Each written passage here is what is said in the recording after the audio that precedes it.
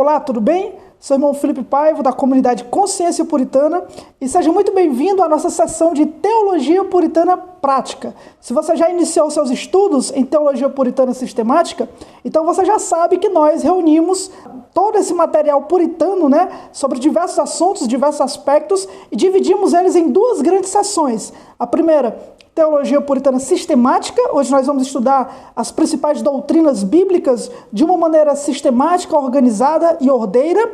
E também nós achamos por bem falar sobre uma teologia puritana prática, piedosa, para falarmos sobre os meios de graça, devoção, casamento, leitura bíblica, oração, meditação e diversos outros assuntos práticos que com certeza servem à nossa vida de piedade.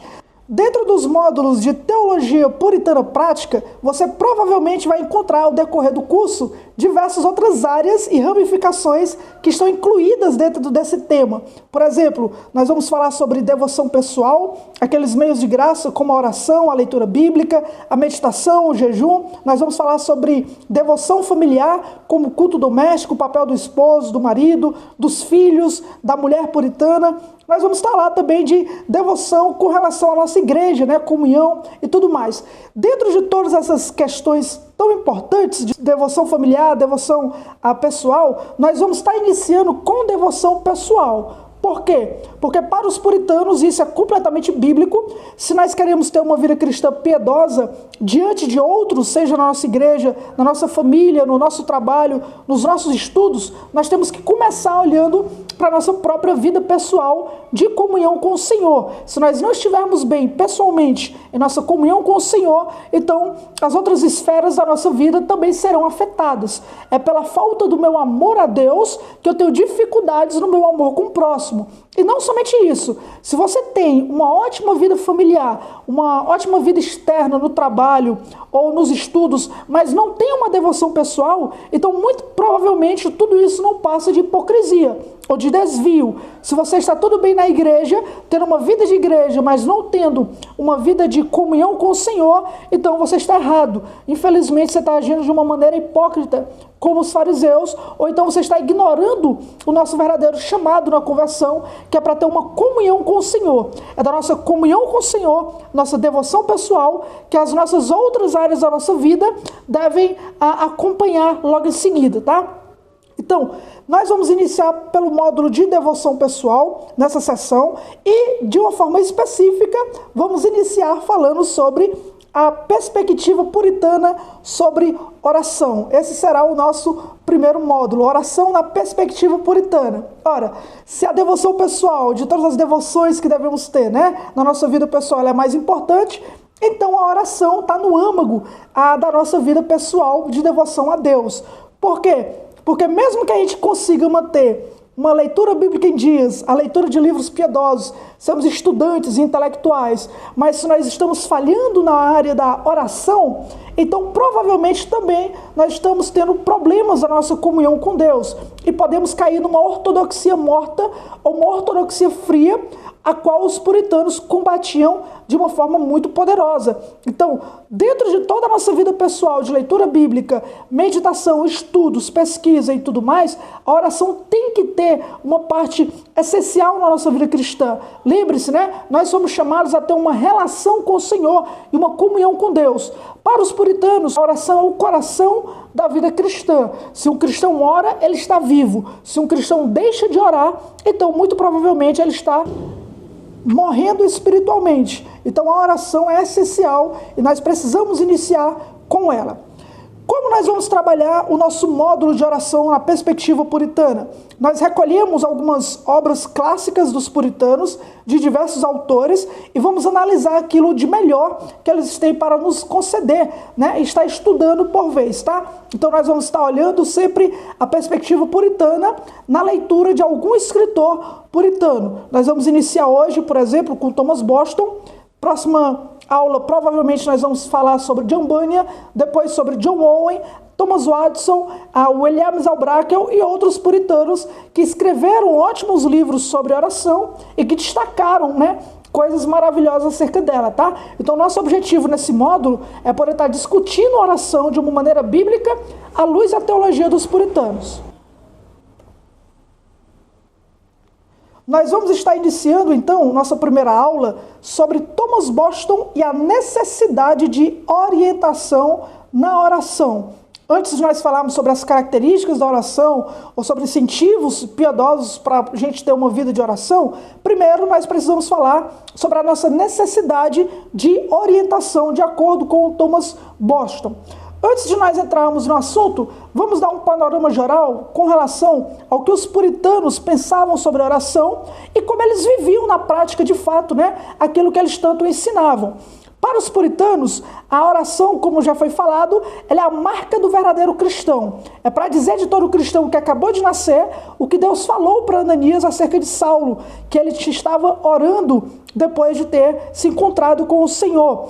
Infelizmente, nós, quando olhamos para o puritanismo, e nos deparamos com essa era, esse movimento na história da igreja, que foi tão poderoso em pregação, em escritos, em piedade, em livros, em devoção e tudo mais, parece que muitas vezes nós acabamos esquecendo que eles foram principalmente homens e mulheres de oração. Não tem como nós desassociarmos o puritanismo, toda a sua teologia, toda a sua busca, as suas pregações, os seus trabalhos, de uma vida entregue, regada pela oração. Não dá. Quando nós falamos de puritanismo, aquilo que o Senhor concedeu a eles só foi possível porque foi pedido, foi clamado, foi rogado. Os puritanos, eles mantinham uma vida de oração e eles levavam muito a sério a questão da oração na vida do cristão. No mínimo, um cristão, um filho de Deus que não ora, ele não está se comportando como um filho de Deus. E essa é uma questão muito cara,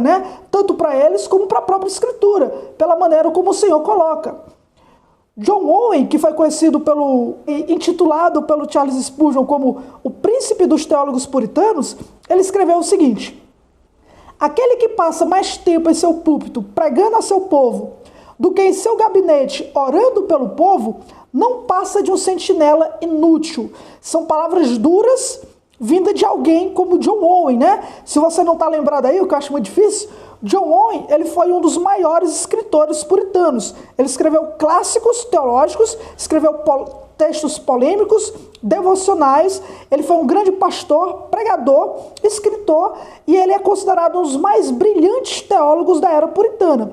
Mas olha o que esse grande homem, esse grande teólogo dos puritanos escreveu sobre isso. Ele disse que se um pastor passa mais tempo pregando a palavra do que orando, ele está sendo um sentinela inútil. Olha que interessante, Para alguém que escreveu um comentário aos Hebreus de 9.000 páginas, diz que o original dele tem 13.000 páginas, ele chega a dizer que tudo isso é inútil se aquele pregador não tem uma vida de oração. Então, a vida de oração para os puritanos não era uma coisa qualquer, algo que você pode fazer ou não, que você tem que se dedicar apenas ao estudo, ao conhecimento e à intelectualidade, e não é obrigado a ter uma vida de oração. É o contrário, você precisa ter a vida de oração porque ela é essencial até para aquele que quer estudar a Bíblia e pregar as Escrituras. Sem uma vida de oração, é ser uma vida de comunhão com o próprio Deus. E é interessante que, de todos os meios de graça, parece que ao longo da história da igreja, nós percebemos que o nosso maior problema é com a oração. Às vezes é mais fácil nós irmos para um culto, ouvir pregações, ouvir aconselhamentos, ler livros, do que de fato orar. Às vezes é mais fácil ter uma vida de igreja do que uma vida de oração. E nós precisamos tomar cuidado disso, Olhar para a maneira como nós estamos lidando com a nossa comunhão com Deus por meio da oração. Visto que não é um tema qualquer, é um tema muito importante. E nós precisamos tratar dele com mais seriedade. Na prática, os puritanos revelavam uma vida de oração, pelo menos em 3 aspectos: orações públicas, orações familiares e orações secretas. Para os puritanos, uma vida de oração poderia ser resumida nessas 3 formas. Havia orações públicas na igreja, havia orações familiares, como no culto doméstico, e também deveria haver orações secretas no nosso devocional pessoal. Uma vida cristã que esteja em deficiência com alguma dessas áreas acaba atrapalhando uma vida de oração. Por exemplo, se você é alguém que ora na igreja, no momento de culto público, você tem prazer naquele momento de oração, faz suas devoções pessoais, mas não se importa com a oração familiar, não se importa em culto doméstico, isso pode ser um problema para você, já que, biblicamente falando, nossas orações também têm que ser feitas em família. Se eu não me engano, foi Thomas Brooks que disse que uma família que não ora é como uma casa sem telhado em dia de tempestade. Por outro lado, aqueles que têm uma certa oração pública na igreja, oração familiar, mas não buscam uma oração secreta, não tem aquele momento de comunhão com Deus, também está tendo algum problema na sua vida de oração. Por quê? Uma oração pública, ele pode esbanjar para os outros oratória, eloquência, talvez numa oração familiar, ele pode fazer alguma aparência de piedade, né? Como, por exemplo, um almoço de domingo, onde reúne várias famílias, aí, não, vamos fazer uma oração aqui, mas se ele não tem essa prática pessoal e secreta, como Cristo ordenou, então é porque ele está tendo algum problema de verdade na sua área de vida de oração. Então a vida de oração de um cristão, geralmente, ela engloba essas três áreas. Nós oramos publicamente, nós oramos na família e nós oramos secretamente, em devoção pessoal. Os puritanos, eles são marcados por essas três formas de vida de oração, né? Essas três marcas de uma vida de oração. Por exemplo, a oração pública, talvez a parte histórica dos puritanos, onde a teologia deles é bem mais vista, é na famosa Assembleia de Westminster, né? Onde os puritanos reunidos ali, puritanos ingleses e alguns puritanos escoceses, legaram para a igreja presbiteriana os seus documentos confessionais. A Confissão de Fé de Westminster, o Breve Catecismo, o Catecismo Maior, o Diretório de Culto Cristão, o Saltério Reformado. Então, nessa Assembleia de Westminster, onde muitos teólogos puritanos estavam presentes, era normal que orações eram feitas antes das reuniões e muitas vezes orações que duravam meia hora, 1 hora e até 2 horas. Então, eles tinham consciência daquilo que eles estavam fazendo ali como teólogos, né? Redigindo ali a teologia, a doutrina para expressar a vontade de Deus para o seu povo de uma forma pública. Então, eles sabiam que precisavam clamar a Deus por assistência, né? Pela presença do Espírito Santo, por sabedoria e por direção. Deixa eu dar só mais um exemplo aqui dos puritanos com relação à oração pública. Eis aqui um relato da época sobre um dia puritano de jejum. Se liga. Havendo o Dr. Twist começado o culto público com uma breve oração, o senhor Marshall orou de uma maneira tocante, maravilhosa e prudente por 2 horas. O senhor Arrow Smith então pregou por 1 hora. Então eles cantaram um salmo, depois do qual o senhor Vinnes orou quase 2 horas. O senhor Anderson então falou sobre os males do tempo e sobre como devemos ser remediados. E o Dr. Twist encerrou o culto com uma curta oração. Olha isso aí, né? Isso aí foi um dia de oração pública, né? Um dia de jejum. E nós vemos aí a coisa que é até difícil de acreditar, né? Numa só reunião pública, tem uma oração de quase 2 horas, outra oração de 2 horas, uma oração para começar com uma breve, uma oração para encerrar. Imagina se você vai para um dia de jejum na igreja, né? Ou então você vai para um dia de culto, e então a pessoa que é chamada para orar, o ministro, o pregador, ele ora durante 2 horas. Claro que hoje em dia isso é quase que impossível, né? A cultura, com certeza, se fosse demorar esse tanto, não ia ficar ninguém na igreja, né? Mas os puritanos tinham isso. Isso não é um fato isolado, tá? Houve uma reunião puritana que durou durante 9 horas. E nós vemos aí que a pessoa que narrou esse dia de jejum, ele não reclama das orações. Pelo contrário, olha como é que ele destaca, ele descreve. Ele diz, o senhor Marshall orou de uma maneira tocante, maravilhosa e prudente por 2 horas. Então ele não achou tedioso, ele gostou da oração, né? Daquele ambiente que se fez. Foi um momento de uma oração fervorosa, uma oração tocante, né? Então ele teve prazer naquele momento, dentro daquela reunião. Havia alguns outros relatos, por exemplo, o puritano Cotton Mather, quando ele foi ordenado ao ministério pastoral, ele fez uma oração de 1 hora e 15 minutos por ocasião da sua ordenação. Então os puritanos tinham esse costume, né? Geralmente no culto público, como é que acontecia? No culto público, em primeiro lugar, havia uma breve oração inicial, depois o cântico de um salmo ou 2, a pregação do pastor, do ministro oficial, e depois da pregação, aí tinha uma oração mais longa, às vezes de meia hora, 40 minutos, onde o pastor orava o sermão e orava rogando a Deus para aplicar o sermão nas pessoas que estavam ouvindo, né? Então os puritanos, eles não eram fariseus no aspecto de só pregar sobre oração, mandar orar e tal, não. Eles de fato tinham esses momentos de oração pública, né, grandiosos, né? De 2 horas de oração, 1 hora de oração, meia hora de oração após o sermão, 40 minutos. Então eles de fato praticavam aquilo que eles ensinavam. Aí é por isso que nós vemos a resposta de Deus, né? Durante ali o período puritano. Sem dúvida o Senhor ouviu suas orações. Vamos agora para alguns exemplos de devoções pessoais. Por um lado, se os puritanos oravam publicamente, por outro lado, os puritanos, eles odiavam orações farisaicas, né?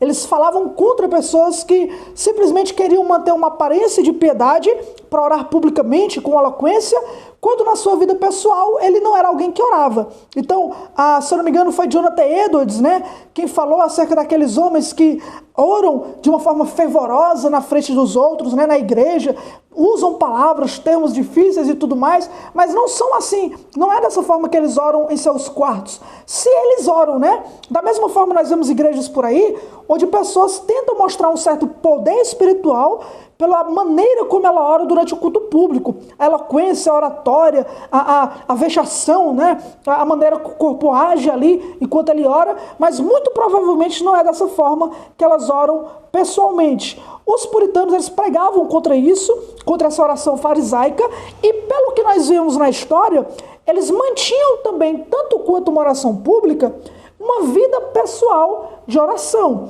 Olha, por exemplo, aqui é o que o Matthew Henry escreveu em seu diário. Matthew Henry, ele é o famoso comentarista bíblico, né?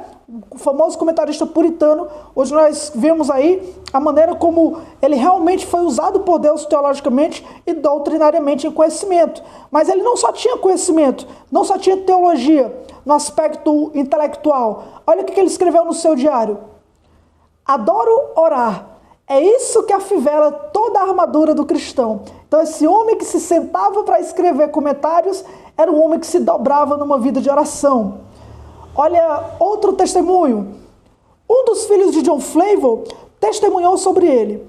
Ele sempre transbordava da oração.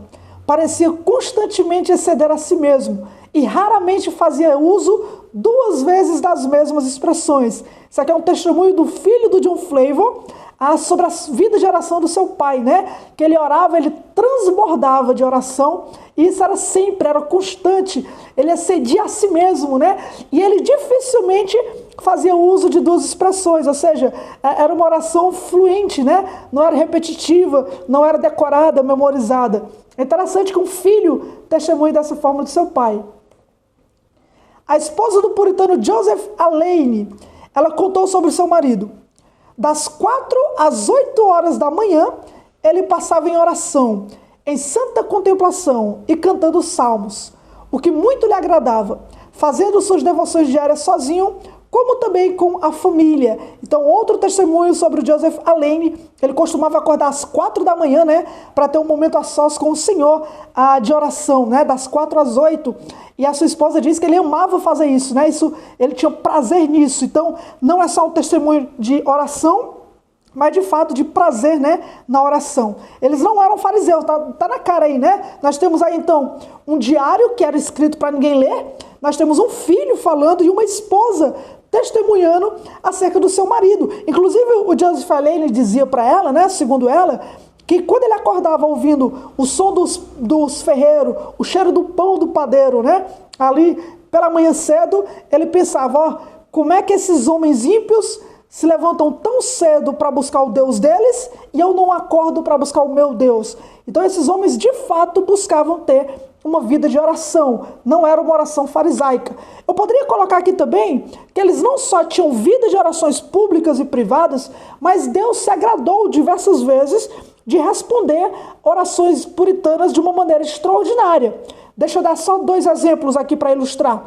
Primeiro, o puritano batista Benjamin Kitt, famoso, né, teólogo batista, houve um momento da sua vida que ele passou uma enfermidade muito séria, né, muito grave, e ele pensava inclusive que ele ia morrer.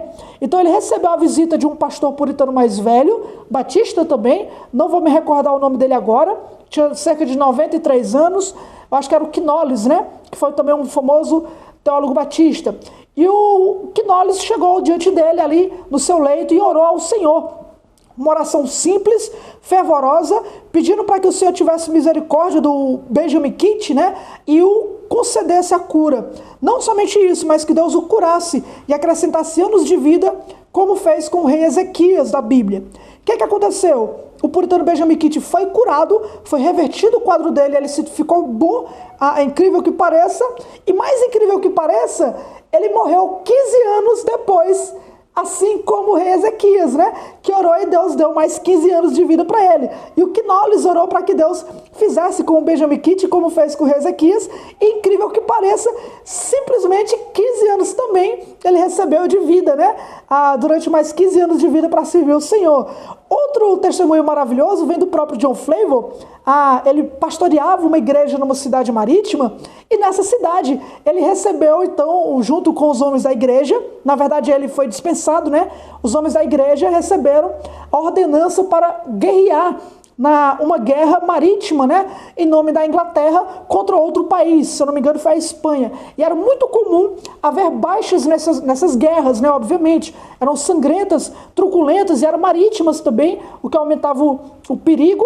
Mas John Flavel, ele fez uma campanha, entre aspas, ele reuniu o seu povo num compromisso de oração para que Deus não permitisse que nenhum daqueles que fossem desses homens, maridos, filhos, esposos, se perdessem. E milagrosamente retornou todos os homens da igreja que retornaram com vida dessa guerra marítima. Então os puritanos, eles de fato tinham uma vida de oração na igreja, na sua vida pessoal com Deus, e Deus respondia de uma maneira extraordinária. Vários deles tinham cadernos de anotações, né, diários espirituais, onde eles narravam o seu dia a dia com Deus, tá? Então essa é uma introdução geral histórica, né, sobre os puritanos, para que a gente perceba que de fato o puritanismo não é só sobre doutrinas difíceis e complexas, mas era uma doutrina forjada na piedade, forjada numa vida de oração e comunhão com o Senhor. Que Deus possa nos conceder, né, termos esse mesmo caminho para a glória dele. Hoje nós vamos falar então sobre Thomas Boston e a necessidade de orientação na oração. Vamos fazer uma pequena introdução.